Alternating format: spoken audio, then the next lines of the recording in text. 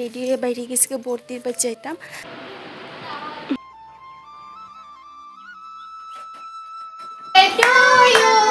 তারবা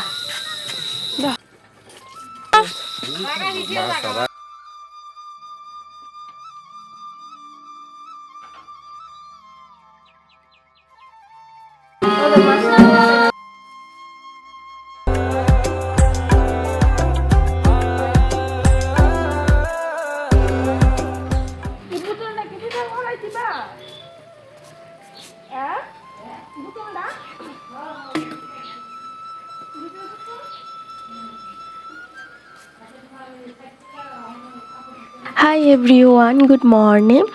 তো আজকে সকালবেলা সাপ্লাইটা কিন্তু একদম সময় মতোই আয়া পড়ছে। 7টার সময় সাপ্লাইটা আয়া পড়ছিল। তারপর মার কিছু কাজ আসিল গড়ে, যেগুলি প্রত্যেক বাড়িতেই থাকে সকালের কাজকর্ম।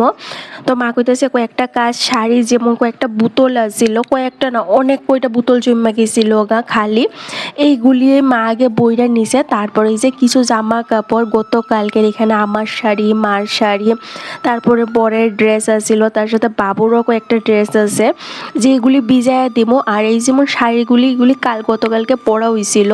তো ভাবলাম এই যে এগুলি একটু জল চোবা দিয়া সেরা মেল্লা দেয় রোদ্রের মধ্যে। এই যে পরা হইলে সারাদিন একটা গামের গন্ধ করে, তো এমনি তো আর তুইলা রাখা যায় না। আর এইগুলি জানো তো নতুন শাড়ি, কালকে প্যাকেট ভাঙ্গা ভাঙ্গা আমরা দুজনেই পরছি, আমি আর মা। তো ওই যে একদম নতুন শাড়ি, তো সার্ফের জলে টলে দিয়ে সেটা আর দইলাম না, এমনি কিন্তু খালি জলে একটু চোবা চোবা দিয়ে সেটা এই যে মেল্লা দিছি। কারণ কি হয় তো এই যে রৌদ্র প্রচণ্ড সকালবেলায় উইটা জায়গা, তো প্রত্যেক দিন ওই প্রচুর কাঁচা ধোয়া করতে হয়, নাহলে ওই আগের দিনের কিছু জামা কাপড় থাকে, এইগুলিও আবার করতে হয়, ধোয়া কাচা করতে হয়, রোদ দেখাইতে হয়। এই কারণে এই যে সকাল সকালে কাঁচা ধোয়া যা থাকে এগুলি সাইডে নিবার চেষ্টা করি। আর আমাদের যেহেতু টাইমের জল, সাপ্লাইটা আবার কখন যাইবো গা না যাইবো গা, কারেন্ট থাকবো কি থাকতো না, এটারও একটা চিন্তা আছে। Hello everyone, good morning. আশা করি তোমরা সবাই অনেক ভালো আছো, সুস্থ আছো। আমিও কিন্তু বেশ ভালো আছি। আমি রত্না, আমাদের সবাই অনেক ভালোবাসার অনেক ওয়েলকাম। আজকে দিনটা হইতেছে মঙ্গলবার, আর এখন ঘড়িঘাটে বাজতেছে 8:45 মতো। আজকে ব্লগটা এখান থেকে শুরু করলাম। আশা করি আজকে ব্লগটা তোমাদের ভালো লাগবো। ওকে, দুপুরবেলা এত বৃষ্টি হয়েছে, এত বৃষ্টি হয়েছে, তিন ফসলা বৃষ্টি হয়েছে। দুপুরবেলা যখন আমরা রান্না বয়েছি, অজহর দ্বারা আকাশ একদম মেঘলা কুইরা কালো কুচকুচো হয়ে গেছে, একদম মুষলধারে বৃষ্টি পড়ছে। এই ভাই এইরকম করে 3বার কিন্তু বৃষ্টি আইছে। রাত্রেবেলা কোনো বৃষ্টি আইছে না, দুপুরবেলায় বৃষ্টি আইছিল। বাড়ি আছে, মিটি ফোন করছে রাত্রে, তখন বাজে ধরো 11টা। ফোন করে কইতেছে বৌদি তুমি কি আইতে নামটা পারি, তো কোথাও এত রাত্রেবেলা খাইয়া দেয়। এত টায়ার্ড আসছিলাম আমি না, বিছনাথ গেছি গা। কোনো আমি শুধু কাজ কয়েকটা আড়াইয়া বাসন টাসন গুছাই আসিরা বিছনাথ গেছিলাম গা আমি আর মা।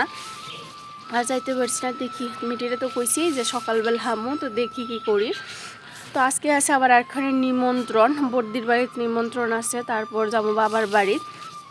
তো দুপুরবেলা বর্দির বাড়িতে খাওয়া দাওয়া কইরা সেইরা সুজা চামুগা বাপের বাড়ি। মা বর্দি বর সবাই যাইব। টোটো রিজার্ভ করছি, টোটো দিয়ে সেইরা আমার তারা দিয়া আইব আর কি। তারাও যাইব, মা কইয়া গেছে, বাবু কইয়া গেছে সবাইরে, তো এই কারণে আমরা দিয়ে আইব। এইটাছে ব্যাপার। বাবার বাড়ির যে আমি সত্যি আমার এত খুশি লাগতেছে, এত খুশি লাগতেছে। আজকে কতদিন পর গিয়ে তারা দেখবো, আর সময় যেমন কাটতেছে না, কখন কাজ বাস সাইরা বর্দির বাড়ি থেকে আসে বাবার বাড়ি যাবো, আমি এই ওয়েটটাই করতেছি। আর কালকে তো খিচুড়ি টিচুড়ি রান্না হয়েছে, কোনো রান্না আর অন্য কিছু রান্না হয়েছিল না।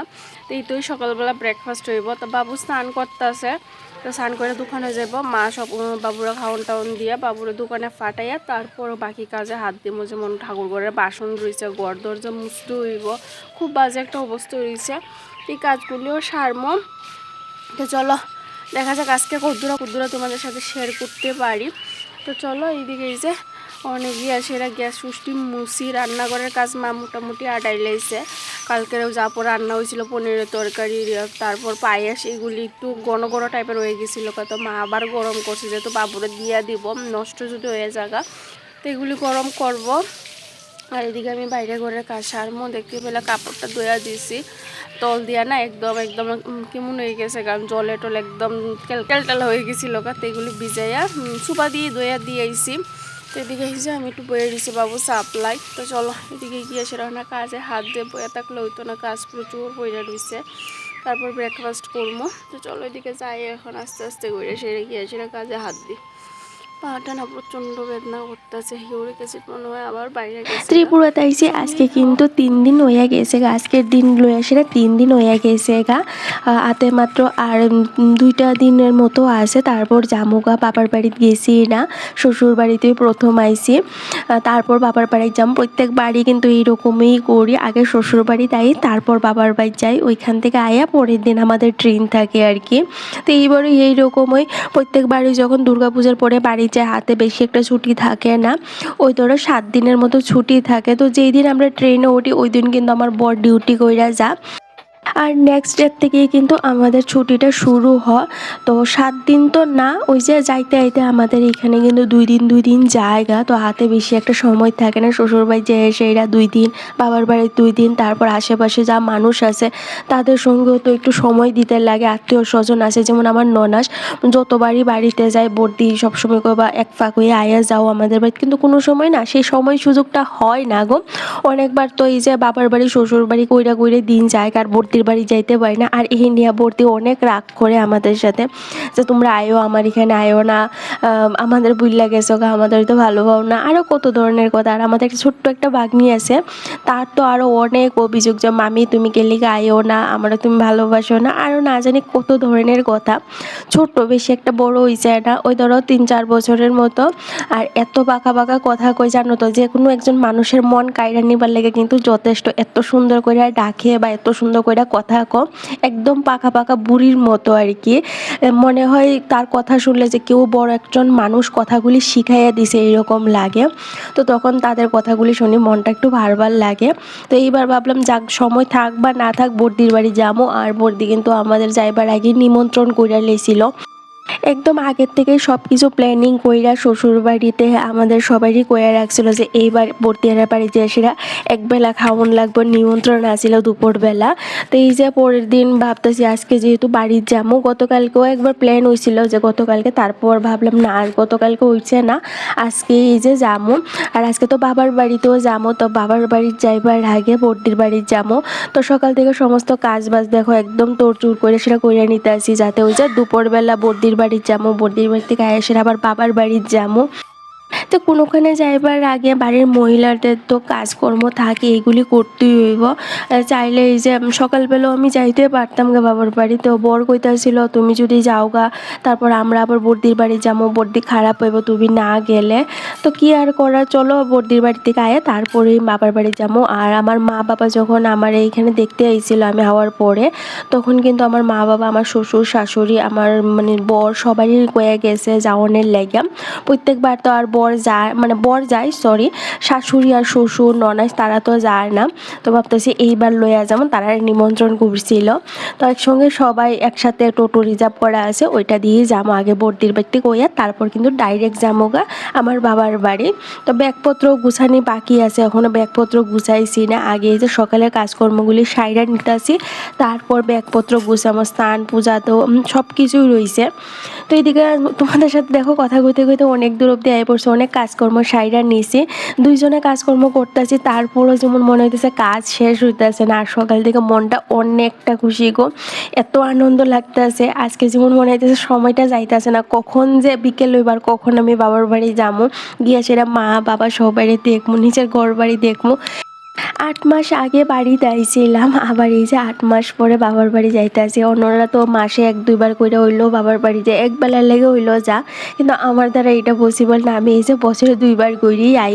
তো যাই হোক এটার মধ্যে একটা আলাদাই আনন্দ আছে, বছরে 1-2 বার করে আইলেও এই যে সবার সঙ্গে আনন্দ খুশিতে সব কিছু সময় কাটায়, বেশ ভালো লাগে জানো তো। এই দিনগুলির লাগে কিন্তু সারাটা বছর ওয়েট করি।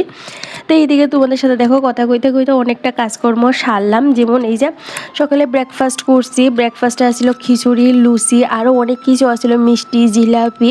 তো এইগুলি দিয়ে আর আমি খাইছি না, আমার ভালো লাগে না, কারণ মিষ্টিটা আমার একদমই পছন্দ না। তো ধরো যখন হঠাৎ করে ইচ্ছে হইলো যে একটু মিষ্টি খামো, তো ওই সময় ধরো একটা বা অর্ধেকটা মিষ্টি খাওয়া যায়।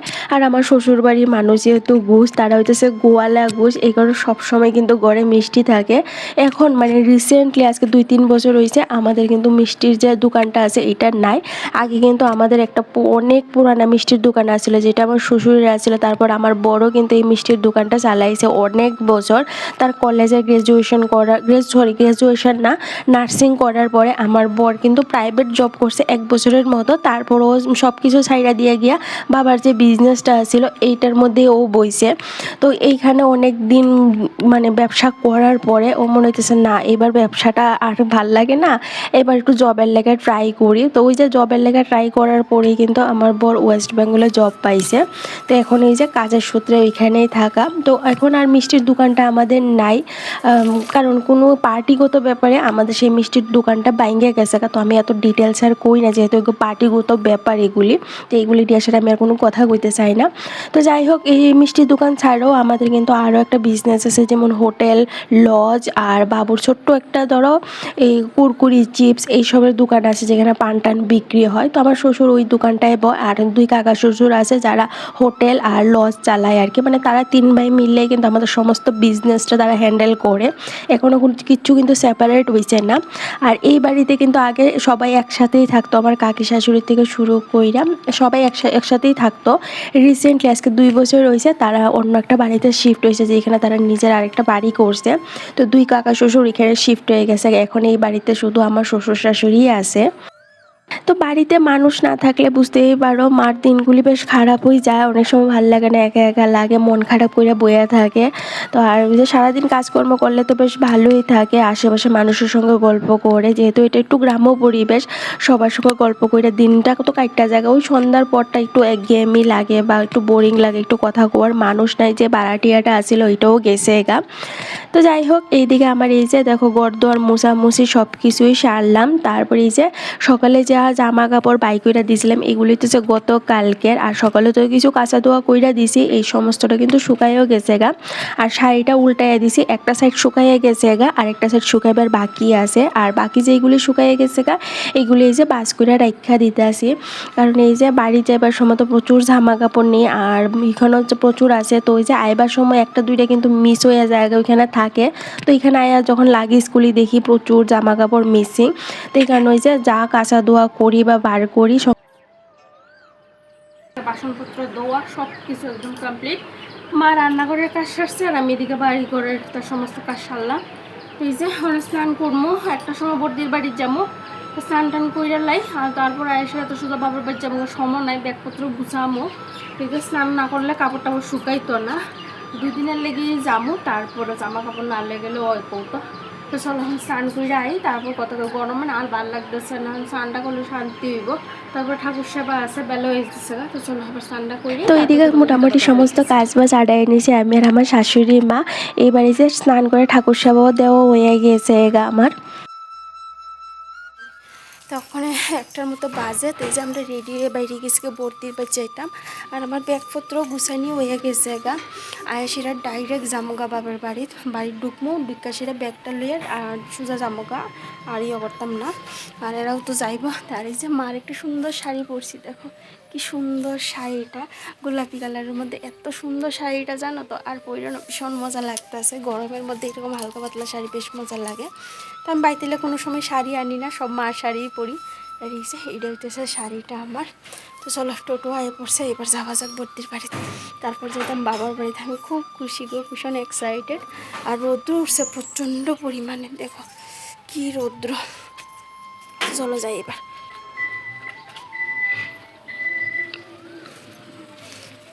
এই যে গাড়ি, ভালো আছো নি দাদা? আচ্ছা,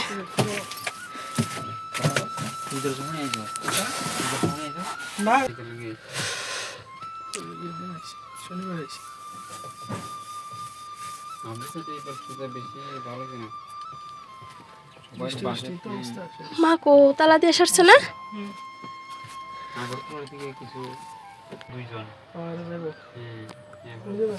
চলো চলো চলো, এই কি বাইরে ট্রেন নেই।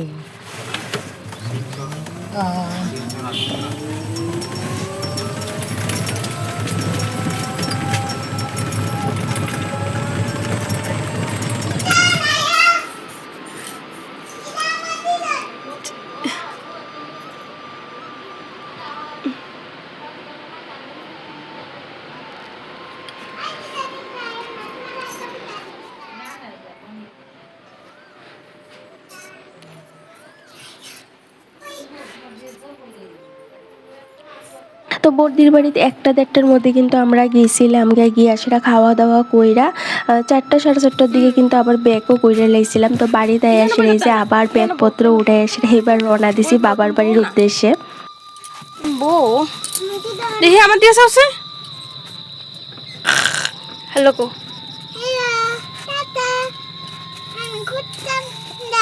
না মামির বাড়ি যাই।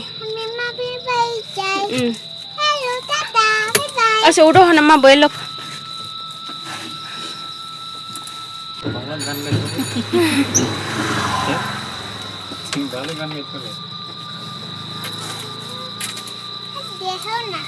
দেখাইতেছি তো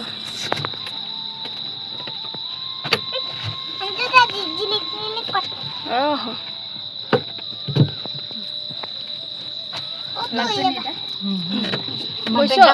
আমার কাছে আমার ব্যাগ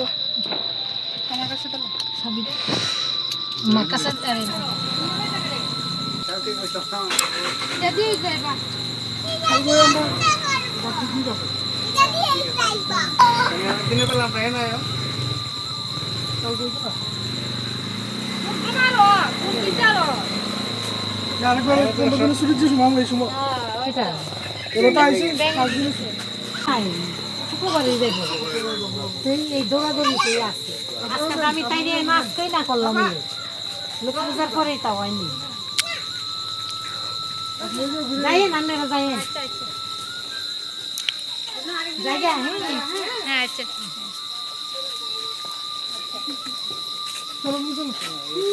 টাটা কালকে সকালে টাটা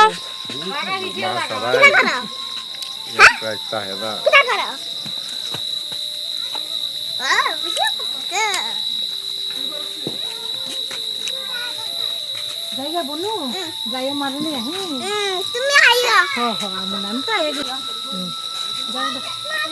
তুমি ফিসে বই তারবা তো ফিসে বউ সামনে বোন লাগতো না ফিসে বই তারবা যাও ফিসে বউ ফিসে আরে ফিসে বইতে পারবা তো সাবধানে যাইও বাজ্যা ফোন কইরা হ্যাঁ টাটা হ্যাঁ হ্যাঁ চলো আমরা বাড়ির দিকে চলো চলো চলো আগে তো আগে মনে চলো কাজ রয়েছে তো চলো ভাই চলো আয়ো আয়ো যাই বা আয়ো চলো তোমার দান সিদ্ধ শেষ না হ্যাঁ কে রে শোনালে তুমি আয়ো টিকিট হইছে এদিকে কে রে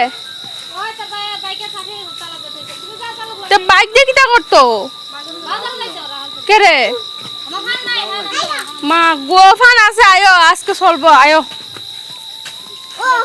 আয়ো ভাই আয়ো আয়ো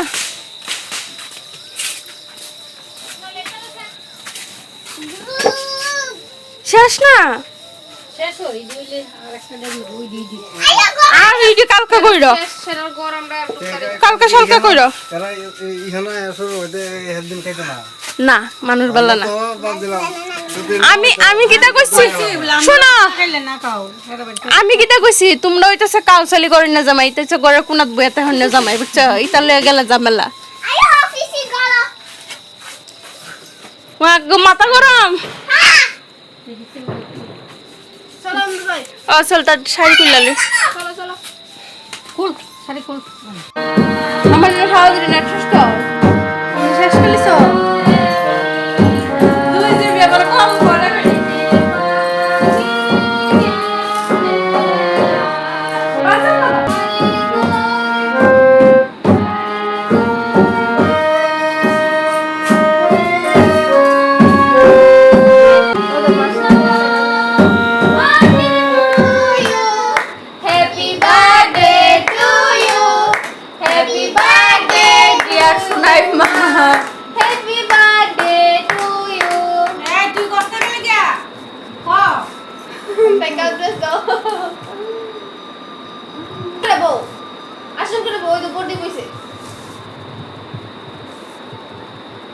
একটু ভালো জিনিস দিয়েছিস এটা কেক লাগাই লাগাই খাই লাগবি হ্যাঁ নাম্বার কাজ দে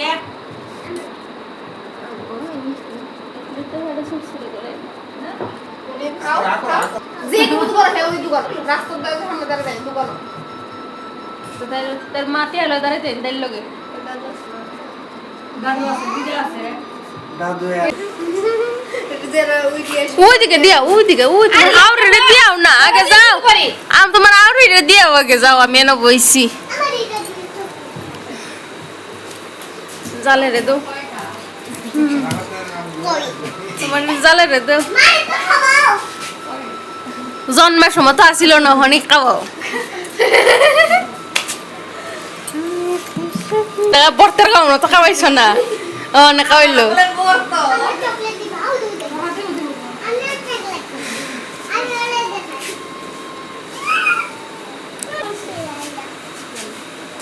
কেকের তো ফটো উঠাইলাম না তুই তো এইটা মর মারস গো মাই তো তো সে বড় ব্যাপার তুই জামাত মুস তো জামাত মুস হট করে মর মার তো দাদু আর তো টাম্মা সাফ এনে দিব প্রচুর তুই জামাতে মুস যে বেডি বানাইছে এই বেডির একটু দেও বেশি বড়টা দিয়ে এই বেডি রে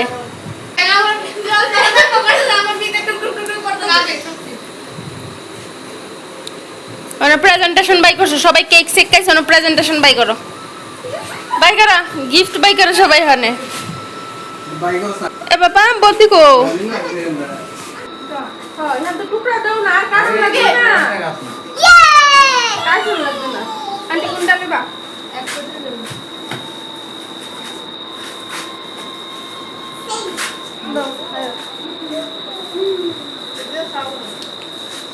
কফি পাউডার দিছো না বেশি বলছো বন্ধ করে দিছো পারো না মা কো হ্যাঁ দেখো মা বলে গো তুমি তো খাইবে